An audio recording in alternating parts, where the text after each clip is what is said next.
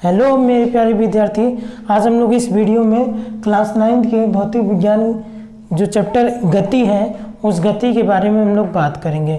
उसके चैप्टर गति के बारे में पूरी तरीके से अध्ययन करेंगे। तो इससे पहले मैं आपको बता चुका हूँ, इससे पहले 2 लेक्चर मैं ले चुका हूँ उस पर। ये क्या है, तीसरा लेक्चर है, ठीक है ना। शुरू के 2 लेक्चर में यानी पहले लेक्चर में मैं दूरी और विस्थापन को बताया था, दूसरे लेक्चर में वेग और चाल को बताया था। अब तीसरे लेक्चर में हम लोग क्या पढ़ेंगे, त्वरण को पढ़ेंगे। तो देखिए त्वरण क्या होता है वो ध्यान समझिएगा, ठीक है। तो देखिए किसी गतिशील वस्तु के समय के सापेक्ष वेग परिवर्तन को त्वरण कहते हैं, ठीक है ना। किसी गतिशील वस्तु के समय के सापेक्ष वेग परिवर्तन, कोई गतिशील वस्तु है, समय के सापेक्ष उसके वेग में कितना परिवर्तन आ रहा है, ठीक है ना। अरे कोई गतिशील वस्तु है तो समय के सापेक्ष उसके वेग में कितना परिवर्तन आ रहा है, ठीक है ना, उसे हम लोग क्या कहेंगे, त्वरण कहेंगे। यानी कि जैसे मान लीजिए 5 सेकंड में, ऐसे मानते हैं 5 सेकंड में वेग में कितना परिवर्तन आ गया, ठीक है ना। 5 सेकंड में वेग में कितना परिवर्तन आ गया। तो मानते हैं कि पहले वेग कुछ और था, बाद में कुछ और हो गया। पहले वेग x किलोमीटर प्रति घंटे था, बाद में y किलोमीटर प्रति घंटे हो गया, ठीक है ना। कितना समय लगा इसके लिए, तो मानते हैं a समय लगा। तो इसको क्या कहेंगे हम लोग, वेग में परिवर्तन जो हुआ है, वेग में a समय में वेग में परिवर्तन को हम लोग क्या कहेंगे, त्वरण कहेंगे, ठीक है ना। तो क्या हुआ, किसी वस्तु के वेग परिवर्तन की दर को त्वरण कहते हैं। किसी वस्तु की वेग परिवर्तन की दर को क्या कहेंगे, त्वरण कहेंगे, ठीक है। इसे ए से प्रदर्शित करते हैं, यह एक सदिश राशि है। त्वरण क्या है, एक सदिश राशि है, ठीक है। त्वरण का फॉर्मूला क्या होता है, वेग परिवर्तन बटे समयांतराल, ठीक है ना। त्वरण का फॉर्मूला क्या होगा, वेग परिवर्तन बटे समयांतराल, ठीक है। अब इसको ए से प्रदर्शित करेंगे तो ए इक्वल टू वेग परिवर्तन डेल्टा भी हो जाएगा, समयांतराल डेल्टा टी हो जाएगा, ठीक है। अब मात्रक क्या होता है इसका, त्वरण का मात्रक क्या होगा, मीटर प्रति सेकंड स्क्वायर।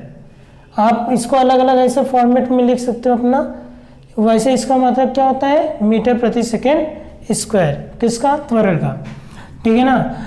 तो देखिए हमको समझ में ये आ गया कि किसी वस्तु के वेग में परिवर्तन की दर को क्या कहेंगे, त्वरण कहेंगे, ठीक है। त्वरण के प्रकार की बात करें तो धनात्मक त्वरण, अंतिम वेग का मान प्रारंभिक वेग से अधिक होता है। धनात्मक त्वरण तब कहा जाएगा जब अंतिम वेग का मान प्रारंभिक वेग से अधिक होगा, ठीक है ना।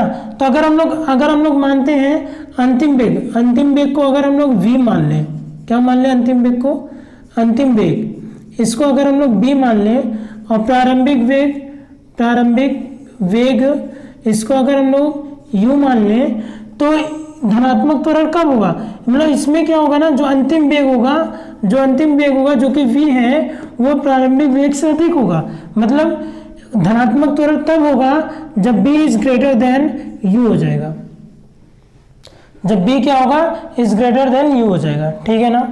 अब आइए ऋणात्मक त्वरण पे, अंतिम वेग का मान प्रारंभिक वेग से कम होता है। यहाँ पे उल्टा हो गया, अंतिम वेग कम हो गया, प्रारंभिक वेग ज्यादा हो गया। कहने का मतलब ये है कि v जो होगा वो लेस होगा, यानी कि b छोटा होगा किससे, u से, b छोटा होगा किससे, u से, यानी प्रारंभिक वेग से क्या होगा, कम होगा। तो धनात्मक त्वरण कब आएगा, जब अंतिम वेग प्रारंभिक वेग से अधिक हो जाएगा। जैसे मान लीजिए वेग अभी, ऐसे मान लेते हैं, मान लीजिए वेग अभी कितना था, 60 किलोमीटर प्रति घंटे था, घट करके 50 किलोमीटर प्रति घंटे हो गया। तो 60 किलोमीटर प्रति घंटे था, फिर बढ़ करके 70 किलोमीटर प्रति घंटे हो गया। तो इसमें क्या होगा, जो अंतिम वाला वेग है वो क्या हो गया, बड़ा हो गया प्रारंभिक वेग से, तो ये क्या होगा, धनात्मक त्वरण होगा। वेग में परिवर्तन आया ना, तो वेग में परिवर्तन आया तो धनात्मक त्वरण, ठीक है ना। और यदि किसी वस्तु का वेग 60 किलोमीटर प्रति घंटे है और घट करके 50 किलोमीटर प्रति घंटे हो जाता है, तो देखिए अंतिम वेग छोटा हो गया, तो अंतिम वेग छोटा हो गया, प्रारंभिक वेग बड़ा हो गया, तो वेग में परिवर्तन हुआ ना, तो त्वरण कहेंगे। लेकिन कौन सा त्वरण होगा, ऋणात्मक त्वरण होगा। क्लियर है, चलिए अच्छा, मंदन किसे कहते हैं? ऋणात्मक त्वरण को ही मंदन कहते हैं। यानी जो ऋणात्मक त्वरण होता है उसी को हम लोग क्या कहते हैं? मंदन कहते हैं। ठीक है ना। चलिए आगे देखिए, आगे चलिए, हम लोग त्वरण समझ लिए, अब हम लोग इससे रिलेटेड कुछ क्वेश्चन को सॉल्व कर लेते हैं। ठीक है ना।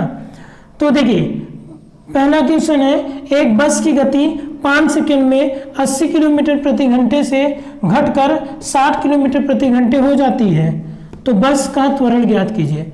तो जो समय कितना है? 5 सेकंड। तो टी इक्वल टू हम लोग क्या लिख देते हैं? 5 सेकंड।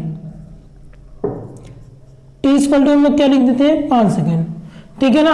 और 80 किलोमीटर घंटे से घट करके 60 किलोमीटर प्रति घंटे हो जाती है। 80 किलोमीटर प्रति घंटे से घट करके 60 किलोमीटर प्रति घंटे हो जाती है। तो हम लोग ये मानते हैं कि पहले प्रारंभिक वेग कितना था? 80 किलोमीटर प्रति घंटे। तो 80 किलोमीटर प्रति घंटे, तो 80, और देखो ये सेकंड में है, ये किलोमीटर प्रति घंटे है, तो इसको भी मीटर प्रति सेकंड में चेंज करना पड़ेगा। यूनिट हम लोग को सेम रखनी पड़ेगी, मात्रक सेम रखना पड़ेगा। तो 5/18 से हम लोग क्या कर देंगे? गुणा कर देंगे। ठीक है ना। अब 5/18 से अगर गुणा करेंगे तो 2 9 18 हो जाएगा, और क्या हो जाएगा? ये 40 हो जाएगा, है ना। क्या हो गया? 40 हो गया। अब देखिए यानी u इक्वल टू क्या आ गया? u इक्वल टू आपको मिल गया 40 पंचे 200, 200/9 मिल गया। इतना क्या? मीटर प्रति सेकंड हो गया। क्लियर है। चलिए b पे बात करते हैं, तो b इक्वल टू क्या हो जाएगा? b पे बात करते हैं तो b इक्वल टू क्या हो जाएगा? b इक्वल टू हो जाएगा आपका 60 किलोमीटर प्रति घंटे है, तो 60 किलोमीटर प्रति घंटे, तो इसको हम लोग मीटर प्रति सेकंड में चेंज करेंगे, तो 5/18 से क्या करेंगे? गुणा कर देंगे। क्लियर है। चलिए अगर इसको हम लोग 5/18 से गुणा कर देंगे तो ये क्या हो जाएगा? इसको डिवाइड करते हैं तो 6 त्रिक 18 हो जाएगा, 6 दाम 60 हो जाएगा, 10 पचे 50, 50 बटे क्या हो जाएगा? 3 हो जाएगा। इतना क्या हो जाएगा? मीटर प्रति सेकंड। क्लियर है। चलिए इसी का सॉल्यूशन हम लोग आगे इधर देख लेते हैं। इधर अगर हम लोग आगे इसी का सॉल्यूशन देखेंगे तो ध्यान समझिएगा आप, क्या मिलता है हम लोग को। देखिएगा तो क्या निकालना? त्वरण निकालना। तो ए इक्वल टू क्या होगा? ए इक्वल टू आपका क्या होगा? देखिए क्या है, जो प्रारंभिक वेग है वो अंतिम वेग से बड़ा है। प्रारंभिक वेग क्या है? अंतिम वेग से बड़ा है। तो क्या हो जाएगा? b minus u upon t. ठीक है ना। त्वरण का फॉर्मूला क्या होता है? b minus u upon T. तो a इक्वल टू क्या हो जाएगा? a इक्वल टू b, थोड़ा और स्पेस ले लेते हैं हम लोग अच्छे से, यहाँ पे सॉल्व कर लेते हैं। तो क्या हो जाएगा? a equal to b minus u upon t. ठीक है ना। a equal to b minus u upon t. अब देखिए क्या हो जाएगा? a इक्वल टू v कितना है? v देखिए 50/3, और माइनस यू कितना है? 200/9, और अपॉन टी टाइम कितना है? 5 सेकंड। ठीक है।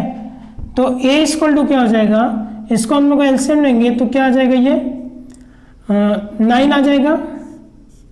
ठीक है ना। 3 त्रिक 9, तो 50 × 150 हो गया, माइनस 200 और बटे क्या? 5। ठीक है। तो a इक्वल टू क्या हो गया? -50 बटे 9 गुणे 5, है ना। तो 5 दाम 50, तो a बराबर क्या हो जाएगा? -10 बटे 9, तो a बराबर क्या हो जाएगा? -1.1। ठीक है ना। -1.1 मीटर पर सेकेंड स्क्वायर। तो ये आ गया त्वरण। क्लियर है। ठीक है ना। चलिए अब हम लोग क्या करते हैं? अब हम लोग नेक्स्ट क्वेश्चन को सॉल्व करते हैं। तो इसको हम यहाँ से अलग कर देते हैं और हम लोग यहाँ पे क्या करेंगे? नेक्स्ट क्वेश्चन को सॉल्व करेंगे। इसका सॉल्यूशन ये आगे था जो कि ये है। ठीक है। हम लोग क्या करेंगे? या इस क्वेश्चन को हम लोग सॉल्व करते हैं। एक रेलगाड़ी स्टेशन से चलना आरंभ करती है। एक रेलगाड़ी क्या करेगी? स्टेशन से चलना आरंभ करती है और एक समान त्वरण के साथ चलते हुए 10 मिनट में 40 किलोमीटर प्रति घंटे की चाल प्राप्त करती है। यानी स्टेशन से चलना क्या करेगी, आरंभ करेगी, ठीक है ना। अगर स्टेशन से चलना आरंभ करती है तो इसका मतलब क्या है, इसका इनिशियल वेलोसिटी यानी शुरू वाली जो प्रारंभिक वेग है, इसका प्रारंभिक वेग क्या हो गया है, 0 हो गया है, ठीक है ना, क्योंकि वो चलना स्टार्ट कर रही है, ठीक है, ध्यान समझिएगा।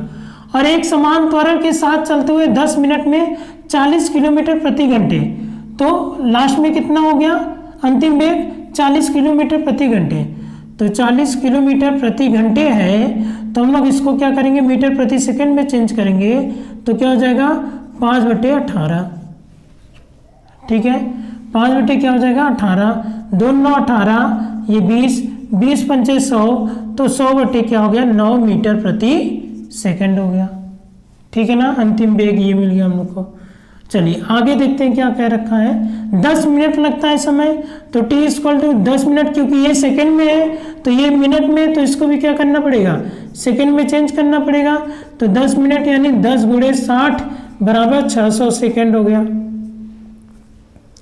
कितना सेकंड हो गया, 600 सेकंड हो गया, ठीक है ना।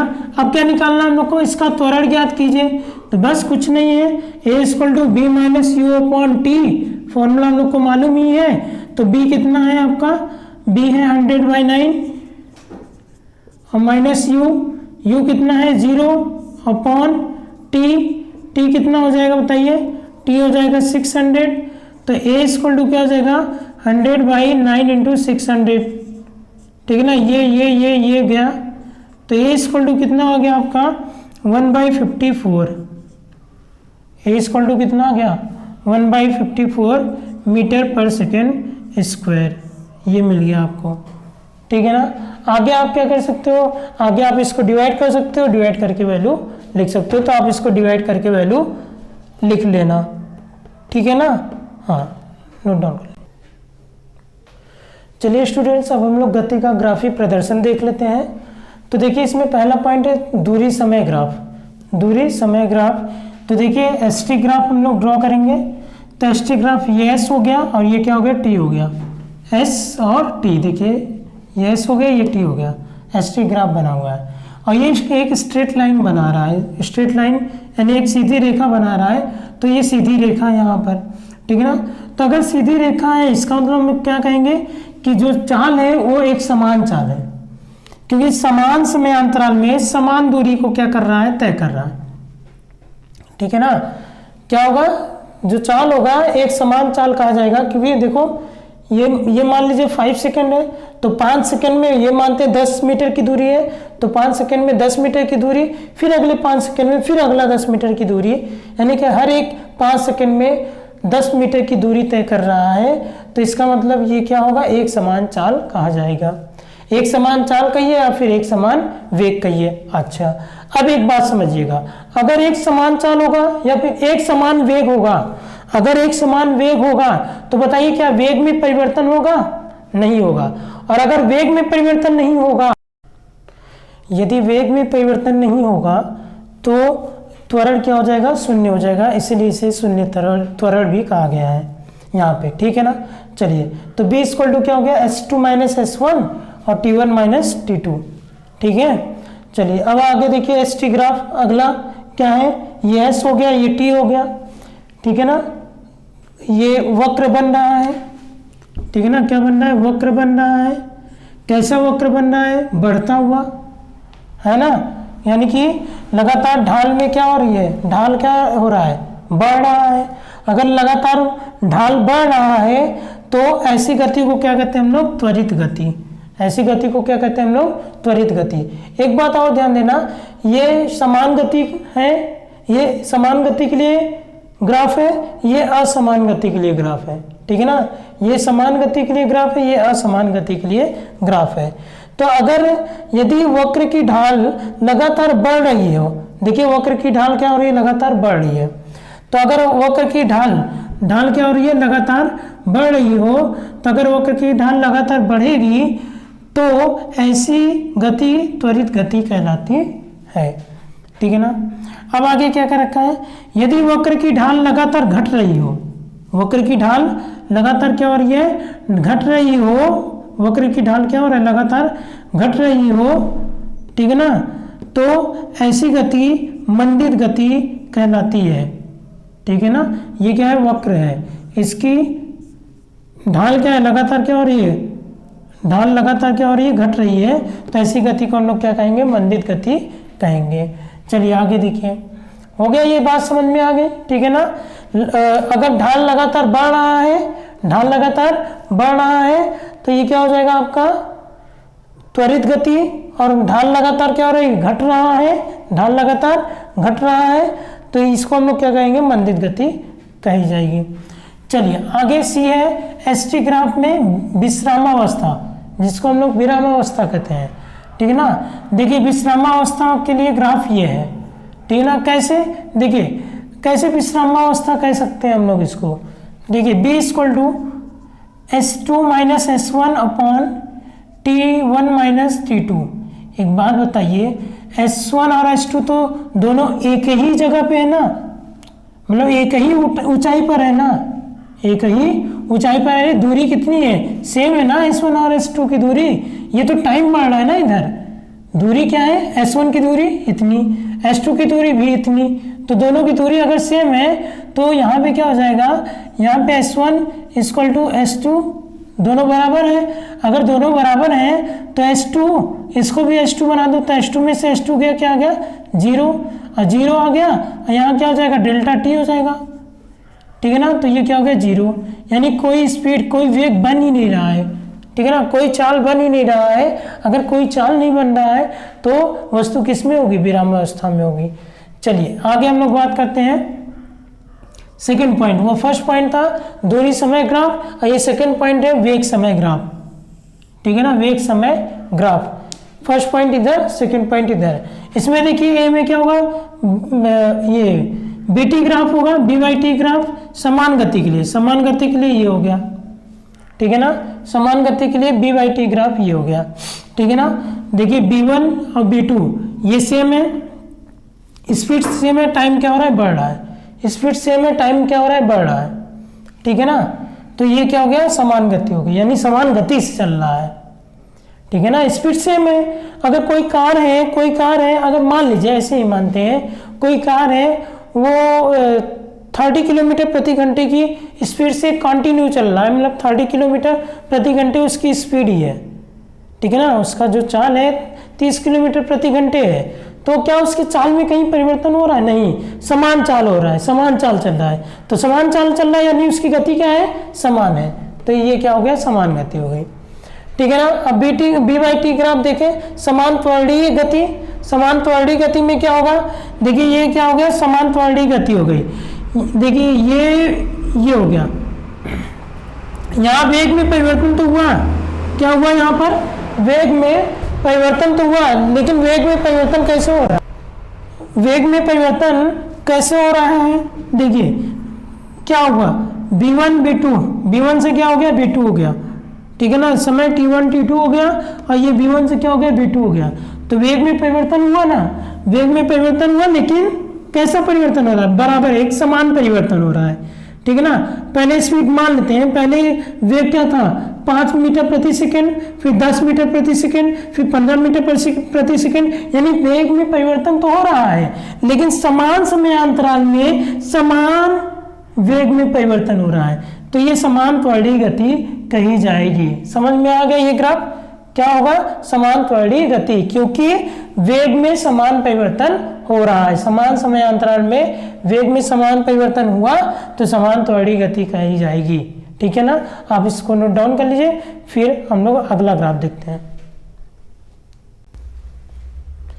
चलिए आगे हम लोग देख लेते हैं सी, मतलब कि अगला BT ग्राफ, BYT ग्राफ, असमान त्वरणीय गति। इससे पहले समान त्वरणीय गति देख लिए थे, अब असमान त्वरणीय गति।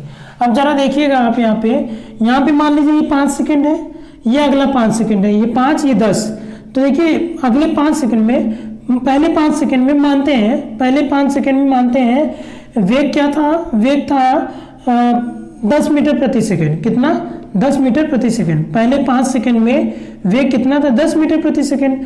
अगले 5 सेकंड में जो वेग है वो 5 मीटर प्रति सेकंड, देखिए कम हो गया है, वेग क्या हो गया, 5 मीटर प्रति सेकंड। फिर अगले 5 सेकंड में वेग हो गया मान लीजिए 15 मीटर प्रति सेकंड, यानी कि हर एक समयांतराल में वेग क्या हो रहा है, वेग परिवर्तन क्या हो रहा है, बदल रहा है। मतलब समान रूप से वेग में परिवर्तन नहीं हो रहा है, ठीक है ना, भिन्न भिन्न रूप से वेग में परिवर्तन हो रहा है। तो अगर भिन्न भिन्न रूप से वेग में परिवर्तन हुआ तो असमान त्वरणीय गति हो गई, ठीक है ना। यहाँ पे वेग में परिवर्तन ज्यादा हो गया, यहाँ कम हो गया, फिर यहाँ ज्यादा हो गया, तो भिन्न भिन्न हो रहा है कि नहीं, अलग अलग हो रहा है कि नहीं, ठीक है ना, यानी परिवर्तन होता जा रहा है, अलग अलग हो जा रहा है, ठीक है ना। पहले ज्यादा फिर कम परिवर्तन हुआ, फिर ज्यादा परिवर्तन हुआ, तो ये क्या हो गया, समान परिवर्तन नहीं हो रहा है वेग में, भिन्न भिन्न परिवर्तन हो रहा है, तो ये असमान त्वरणीय गति कही जाएगी। यानी कि ये जो ग्राफ होगा असमान त्वरणीय गति का होगा, ठीक है ना। आगे देखिए वही v/t ग्राफ में ही समान मंदित गति, समान मंदित गति, समान मंदित गति मतलब ये मंदित गति तब होगी जब ग्राफ क्या होगा, उल्टा जाएगा। मतलब ये इस तरीके से देखिए ग्राफ डाउन हो रहा है, नीचे गिर रहा है, ठीक है ना, तो क्या होगा, समान मंदित गति होगी। यहाँ पे जो सीधी रेखा है, सीधी रेखा जो सीधी रेखा है वो समान मंदित गति को प्रदर्शित करता है, ठीक है ना। समान मंदित गति, असमान मंदित गति अगर आप देखना चाहते हो तो देखिए मैं उसका भी एक रफली ग्राफ बना देता हूँ, ठीक है ना। देखिए जैसे ये हो गया,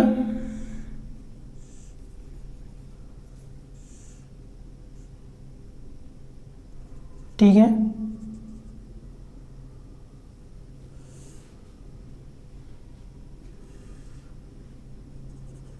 ये हो गया,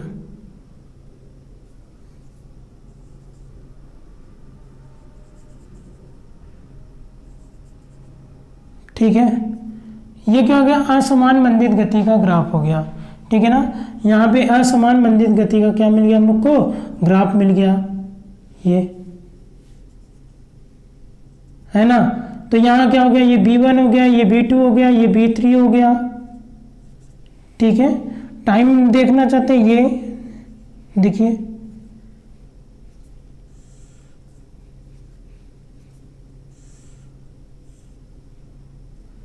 ये टाइम T1, ये T2, ये T3, ठीक है ना। तो ये असमान मंदित गति का क्या हो जाएगा, ये ग्राफ हो जाएगा असमान मंदित गति के लिए, ठीक है। समझ में आ गया क्यों असमान मंदित गति है। देखिए वेग में परिवर्तन समान रूप से नहीं हो रहा है, ठीक है ना, तो ये है असमान मंदित गति।